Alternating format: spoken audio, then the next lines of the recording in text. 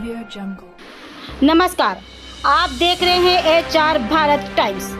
आइए नजर डालते हैं आज की खास खबर पर। कानपुर नगर के शिवराजपुर में स्थित प्राचीन खेरेश्वर मंदिर का इतिहास बड़ा पुराना है। कहा जाता है कि महाभारत काल के इस मंदिर में आज भी अश्वत्थामा पूजा करने आते हैं। मंदिर के पुजारी कुलदीप गोस्वामी ने मंदिर का इतिहास विस्तार से बताया। आइए देखते हैं एसपी सिंह की ये खास रिपोर्ट। HR भारत टाइम्स, मैं एसपी सिंह। इस समय हूँ कानपुर नगर के शिवराजपुर गांव में। आपको बता दें, शिवराजपुर गांव में एक बहुत ही प्राचीन मंदिर है, श्री खेरेश्वर मंदिर। इसके कहा जाता है कि ये लगभग महाभारत काल के इस मंदिर में भगवान शिव यानी स्वयं की मूर्ति, जो शिवलिंग है वह स्वयं प्रकट हुआ था। और कल से, जैसा कि सबको पता है, सावन लग रहा है। दूर दूर से काफ़ी श्रद्धालु यहाँ पर इस मंदिर में दर्शन के लिए आएंगे। ऐसे में मंदिर समिति की तरफ से और प्रशासन की तरफ से क्या यहाँ पर सुविधाएं श्रद्धालुओं को दी गई है, हम मंदिर के जो पुजारी हैं उनसे जानेंगे। और आइए अब फिलहाल हम चलते हैं अंदर, जो कि यहाँ खेरेश्वर मंदिर है।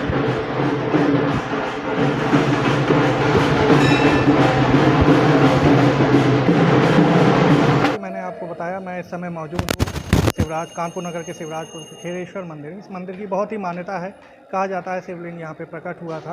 और आज हमारे संग मौजूद है गांव के पुजारी कुलदीप गोस्वामी जी हैं, जिनसे हम इस मंदिर के बारे में विस्तार से जानेंगे कि शिवलिंग की क्या मान्यता है और लोग दूर दूर से यहाँ श्रद्धालु आते हैं, जलाभिषेक करते हैं। क्या यहाँ की मान्यता है और कैसे यहाँ सारा प्रशासन का सहयोग रहता है, आज हम जानेंगे कुलदीप गोस्वामी जी से। कुलदीप जी, बहुत बहुत स्वागत है आपका हमारे चैनल में। कुलदीप जी, मंदिर के बारे में थोड़ा विस्तार से बताइए कि शिवलिंग कैसे प्रकट हुए यहाँ पर, और काफ़ी कुछ इसका इतिहास सुनने में आया है। यहाँ पे क्या पूरा इतिहास है, थोड़ा विस्तार से आप हमें बताइए। ये नित्य प्रति पूजित हुई मिलती है मूर्ति। यहाँ पे डेली विशेष पूजा हुई करी हुई मिलती है। अश्वत्थामा जी मंदिर के द्वारा की हुई मिलती है। जब रात को हम लोग शयन आरती करते हैं, जब शयन आरती होती है 9 बजे पट बंद हो जाते हैं। सुबह जब पुजारी जी 3 बजे मंदिर खोलते हैं, आके हम लोग जब मंदिर खोलते हैं तो कुछ ना कुछ अवशेष जरूर मिलते हैं, जिससे ये पता चलता है कि वो आए हैं। जैसे रात में पूजन के समय अक्षत नहीं चढ़ाए जाते, मतलब कि चावल नहीं चढ़ाए जाते हैं, तो कभी कभी चावल मिल जाए, कभी कभी जंगली पुष्प मिल जाए। हम लोग रात में जैसे जलाभिषेक होता है, उस जलाभिषेक को साफ कर दिया जाता है तौलिए से, तो क्या पता कभी कभी जल मिल जाए, ऐसे कभी कभी घंटों की आवाज़ सुनने को मिल जाए। तो कुछ ना कुछ अवशेष होता है, जिससे पता चलता है कि हाँ वो आए हैं यहाँ पे, पूजा करके चले गए हैं यहाँ पे दर्शन करके। अच्छा, अगर जैसे एक जिज्ञासा की बात की जाए तो हर व्यक्ति के मन में जिज्ञासा होती है कि ऐसे कैसे होता है, तो क्या आपने कभी जानने की कोशिश करी? नहीं, जानने की कोशिश नहीं की है कभी। यहाँ पे परीक्षा कोई ले ही नहीं सकता। यहाँ पे काफ़ी लोग न्यूज़ वाले आ भी चुके हैं, परीक्षा ली भी है, कैमरे भी लगाए गए अंदर, उनके कैमरे ही ख़राब हो गए हैं। ऐसा नहीं है कुछ रिकॉर्ड ही नहीं कर पाए हैं। पहली बात तो आधी रात में सब कुछ ख़राब हो गया है।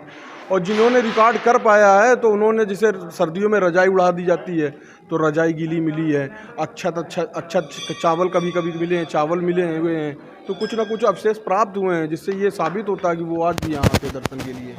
कुलदीप गोस्वामी जी का कहना है कि आज भी अश्वत्थामा जो है यहाँ पे द्वार खुलने से पहले पूजा अर्चना करके जाते हैं। अगर शिवलिंग की बात करी जाए तो शिवलिंग यहाँ पे मुझे थोड़ी जानकारी है, सुनने में आया कि शिवलिंग यहाँ पे जो है गांव के कुछ लोग थे, उन्होंने खुदाई करी थी, तब शिवलिंग प्रकट हुआ। क्या यह सत्य है या और कुछ सत्य है जो आप बताएंगे? नहीं, ऐसा कुछ सत्य नहीं। खुदाई उदाई हुई है ये सब कोई बात नहीं है।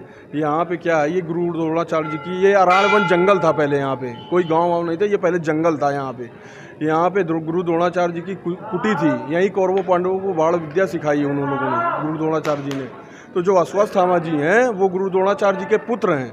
उनको जो है कौरवों पांडवों को जब गलती से सर काट दिया था, तो जो है उनके मस्तिष्क कृष्ण भगवान ने बुलवाया था पांडवों से माध्यम से उनको। तो उनसे बोला था कि भाई, अश्वत्थामा जी ब्राह्मण थे, उनका वो मार नहीं सकते थे उनको कृष्ण भगवान, तो उनकी मणि निकाल ली गई थी सर से।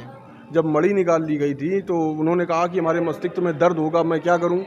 तो उन्होंने कहा था कि जाओ, तुम्हारे पुत्र जो तुम्हारे पिता हैं, गुरु द्रोणाचार्य जी के द्वारा मूर्ति स्थापित की गई है वहाँ पे अराणवन जंगल में, वहाँ जाके पूजा करो, जाके तुम्हारे मस्तिष्क में दर्द नहीं होगा आज भी। तो यही बात है। और रही बात ये जो बता रहे हैं कि खुदाई हुई थी, ये हुआ था, ऐसा कुछ नहीं है। ये स्वयं प्रकट हुए थे यहाँ पे, स्वयं स्वयंभू हैं बाबा। ये खुद ही निकले हुए हैं यहाँ पे, या किसी के द्वारा स्थापित की गई हुई मूर्ति नहीं है ये। यहाँ पे शिवराजपुर में जो है क्या होता था पहले, कि हमारे पूर्वजों ने बताया है कि यहाँ एक राजा रहते थे पहले शिवराजपुर में, तो उनकी गाय चली आती थी यहाँ पे। तो जो दूध रहता था तो अपने आप वो खड़ी हो जाती थी, सारा दूध बाबा पे अपने आप निकल जाता था। तो जब अपने सैनिकों द्वारा उन्होंने पता करवाया ये सब, तो जाके उन्हें पता चला कि यहाँ पे ये सब होता रहता है यहाँ पे। फिर उन्होंने जो है यहाँ पे मठिया एक बनवा दी, बाबा की मठिया बनवा दी गई थी। फिर उसके बाद में आगे उन्होंने खुद ही अपने लिए रास्ता बनवाते गए। खुद ही बाबा जो है एक साहब बिहारी लाल करके सेठ जी थे, लखनऊ के थे वो, उनके माध्यम से जो है काफ़ी कुछ यहाँ निर्माण करवाया गया। फिर जाके भव्य मंदिर जो है बना। बाबा की इतनी महिमा हो गई है कि काफ़ी श्रद्धालु लोग अब जुड़ गए हैं, आते हैं, उनकी मनोकामना सारी पूर्ण होती है इस वजह से, और दिन पर दिन बढ़ती जा रही है भीड़ बाबा की। गोस्वामी जी, अगर प्रसाद की बात कही जाए तो यहाँ पे एक विशेष तरह का प्रसाद है जो काफ़ी दूर दूर तक बड़ा फेमस है, गुजिया के रूप में जिसको कहा जाता है। इसके बारे में आप क्या कहना चाहेंगे? इसके बारे में वही कहना चाहेंगे जैसे कि हमारे भाव पे आधारित है। भंडारा, कुछ लोग भंडारा करवाते हैं तो वो भी हमारे लिए प्रसादी होता है। कुछ लोग घर से स्वयं भोजन बना के लाते हैं, हलवा है, बूंदी है, वो भी प्रसाद होता है। पर यहाँ पे कुछ विशेष तरीके से हमेशा से, जब से मंदिर का निर्माण हुआ है, यहाँ हमारे बगल में ही 3 दुकानें रहती हैं, बगल के गांव के लोग ही हैं, हमेशा से पेड़ा गुजिया खोआ का होता है। ये हमेशा से यही बनता चला आया है। और गुजिया जो है यहाँ की ये फेमस है कि ये विशेष भोग है बाबा का, यही हमेशा से भोग लगता चला आ रहा। आज भी बाबा का भोग गुजिया से ही लगता है। हाँ, किसी के भक्त के द्वारा अगर कोई प्रसाद अपना लेके आया अपने भाव के तौर पे तो उसका भी भोग बाबा पे लगता है। वो ऐसा नहीं कि कुछ बस वही गुजिया का मानता, ऐसा कुछ नहीं है। अच्छा, जैसे सावन कल से लग रहा है, दूर दूर से लोग बाबा को जलाभिषेक करने के लिए आएंगे। ऐसे में महिलाओं की और पुरुष दोनों ही आते हैं, और क्या मंदिर की तरफ से क्या व्यवस्थाएं रहती है? क्या दोनों की पंक्तियां अलग अलग लगती है या एक ही लाइन में जो है सभी को लगा दिया जाता है? ऐसा नहीं है, यहाँ पे सबकी अलग अलग रहती है व्यक्तियाँ। पर कुछ भक्त अच्छे भी आते हैं, कुछ भक्त थोड़ा उद्दंडता वाले भी आते हैं, कुछ बदमाशी भी करने वाले आते हैं, कुछ बदतमीज भी आते हैं। तो ऐसा होता है ना, जैसे हम लोग लाइन बनवा दिए पर कोई लाइन बिगाड़ रहा, उसके लिए हम लोग कुछ नहीं कर सकते, ना ही प्रशासन कुछ कर सकता है। भाई भक्त हैं, उनको मन को चोट पहुंचाना, ठेस पहुंचाना हम लोगों में होता ही नहीं है। हाँ, जितनी कोशिश कर सकते हैं वो पूरा प्रयास करते हैं। रोलिंग लगवा दी जाती है बीच में, लेडीज एक तरफ होती है, जेंट्स एक तरफ होता है, पर उनकी खुद ही की बदतमीजी के द्वारा सब व्यवस्था बिगड़ जाती है। पर प्रशासन यहाँ पे मौजूद रहता है, उनकी सहायता से सब आराम से निपटता है। लेडीज अलग जाती है दर्शन करने के लिए, जेंट्स अलग जाते हैं दर्शन करने के लिए। भीड़ की बात कही जाए तो आज सावन का मतलब सावन कल से शुरू है और आज एक दिन पहले हम लोग यहाँ आए हैं। आज तो एक तरह से ना के बराबर भीड़ है। सावन के दौरान कितनी भीड़ रहती है, और स्पेशली अगर कहा जाए तो सोमवार के दिन कैसी भीड़ रहती है? जी, आज गुरु पूर्णिमा जी है, आज बहुत बढ़िया दिन है, बाबा का पर्व है, अच्छा है, गुरु पूर्णिमा जी का दिन है। इस वजह से ये भीड़ भी दिख रही है।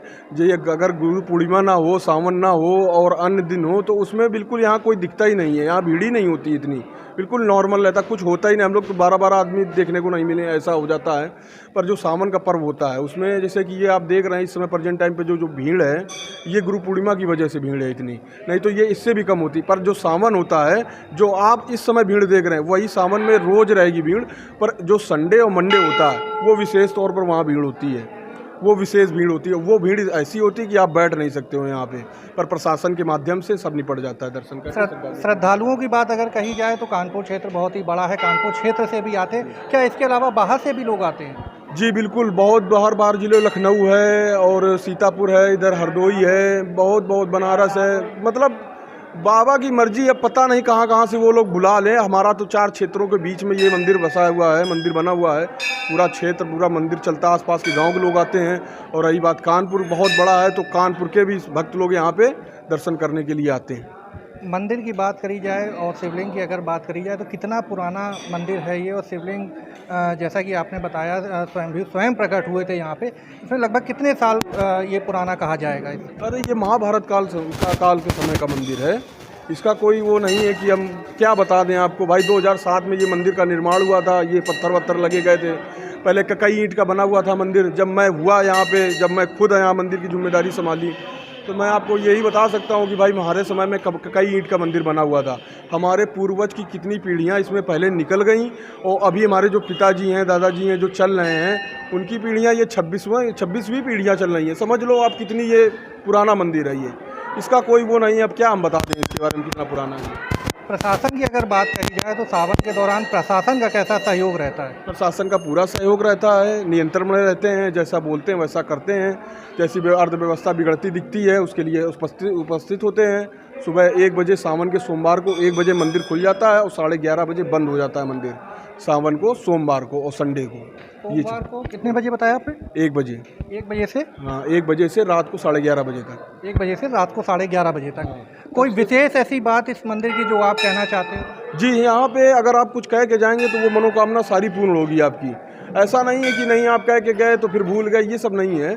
ये जो भीड़ आज के दौर पे बढ़ी है यहाँ पे, ये सारी मनोकामना पूर्ण हुई है। लोगों ने कहा है, अपना दुखड़ा रोया है बाबा के सामने, तो दुखड़ा को संभाला है बाबा ने, इस वजह से यहाँ पे भीड़ होती है। यही एक बाबा की वो है, माया है, और क्या। सावन कल से चालू हो रहा है, श्रद्धालु कल से आने लगेंगे, आप क्या कहना चाहेंगे श्रद्धालुओं से, और सावन के पहले दिन आप आम जनमानस को क्या कहना चाहेंगे?